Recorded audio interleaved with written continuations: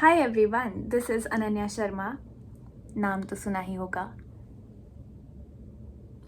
And you are watching Anan Bephoria, where I present my raw journey, my ups and downs, my highs and lows before you all.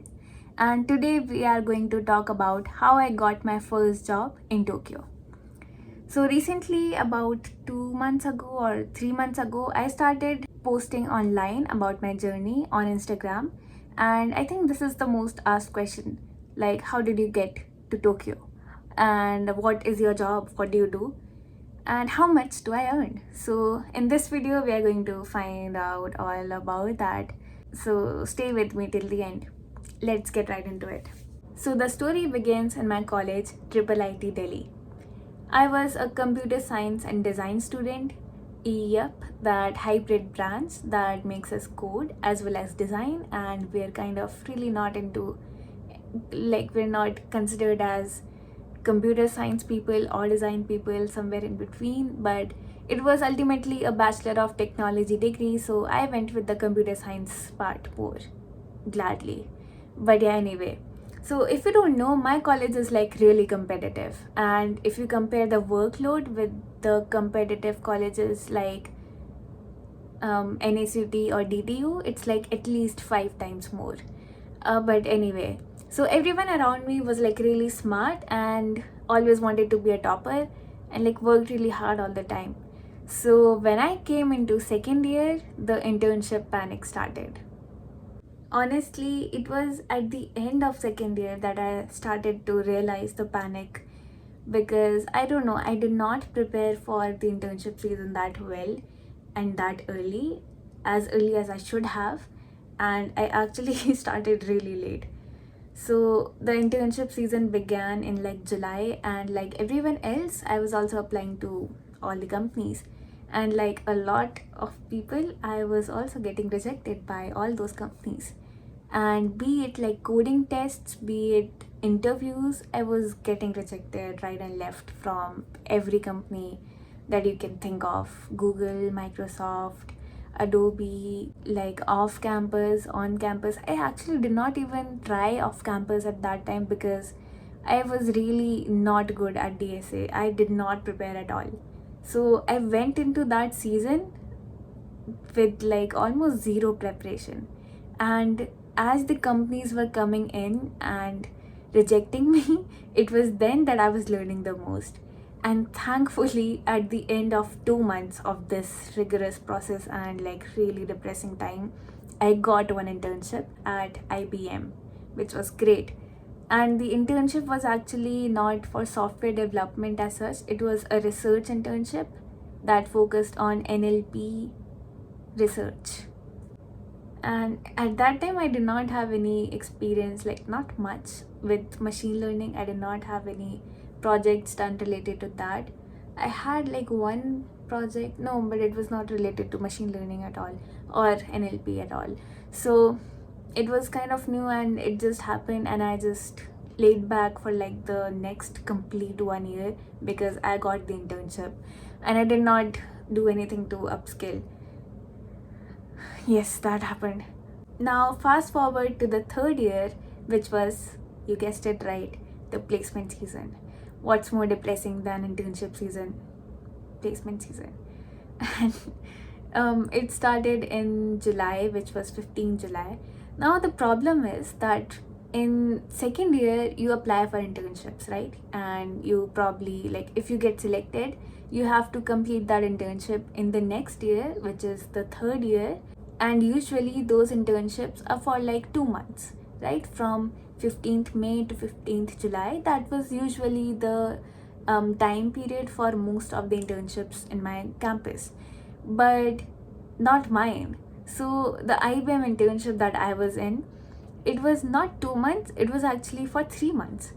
And it was kind of a shocker because I don't think even my college knew about it. So what option do I have? Mostly if you get an internship, you are expected to work good in that internship and get a full-time offer that the internship converts into. And obviously I hoped for that as well because I got the internship, and then the placement season is again appearing for all the coding tests and interviews, and which is a lot, right? So, but as the placement season started in July and my internship was also going along with it, I really had no clue what to expect. It was like, how can I do my DSA preparation with my internship going on? And I was trying, but for most of the other people who had internships, they had the full time offer converted from their internship. So there's like this very common rule in colleges like IIIT Delhi, that if you got one offer, one full-time offer, you are not allowed to appear for other offers, like any other job opportunity on campus, or I guess even off campus. You're just not allowed to do that. There's this one company from Japan that comes to our campus and starts the hiring process. So this is the company that I got into. It is a Japanese company. It is the parent company of Uniqlo Fast Retailing. So this would be the first big reveal. And this company started the process in at the end of July, I guess, and it was like a long process. So basically this company seeks people who want to stay in the company for long term. Also, because in Japan, when people hire you, they expect that you stay in the company for a long time and not just keep switching the companies. I think that is just part of the Japanese culture here. So yeah, this company came, and I would say by this point it was fortunate that I did not have offer from IBM. So I was allowed to appear for another company according to campus rules. So let's talk about the hiring process. There were three tests. Two of them were aptitude test and one was DSA. DSA round was fairly simple, but I think it has been a while, so maybe now they are a bit more difficult. But for me, it was very fairly basic because I had been practicing DSA for that time, so it was all right.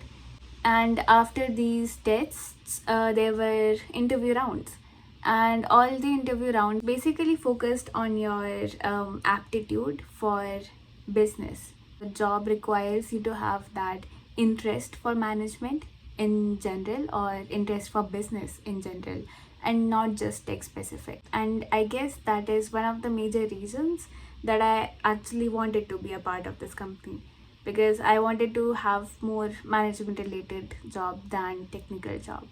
So yeah, that is also there. And I cleared all those rounds. So I got this offer in the August of 2023. And as I said before, my IBM internship was actually still ongoing. So there was no scope of getting IBM full-time role offer. But yeah, actually that turned out to be in my favor. And yes, so basically that is how I'm here. So last year I graduated in May 2024, and after that we had like 3 months of company training. The training was focused on technical training as well as Japanese language training. So it has been actually a year now that I've been studying Japanese, and that is all training by the company. About the salary, so I cannot reveal the exact salary that I have or the CTC, but it is fairly good. It's like equivalent to what any SD1 would get in India from any high-end company. I guess like Google or Microsoft, but I get everything in hand. So I guess that is a huge difference as I compare my salary with Indian CTCs. But yeah, it is mostly good. I have like experienced a life abroad, and I have owned a lot of things now. I have set up my whole apartment in another country, and I actually did all that alone. So a lot of experiences came through with this job, and it definitely changed my life for the good. And basically, since I'm not in tech anymore that much, I'm also more towards like a corporate world job. So glad about that as well. So technically, I'm not really debugging a lot of coding stuff, or I'm not coding a lot of stuff in my office. I'm more working towards project management. So yeah, I think that is my journey of how I got here so far. So thank you so much for watching the entire video, and I hope that you could get some more clarity and get some more information, and it might have been useful for you.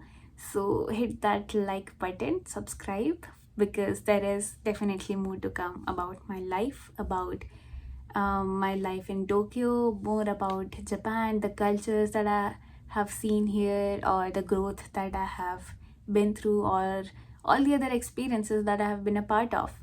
So if you're interested, follow along. And yeah, if you have any questions, don't forget to drop them down in the comment section below. So yeah, I guess that is all for today.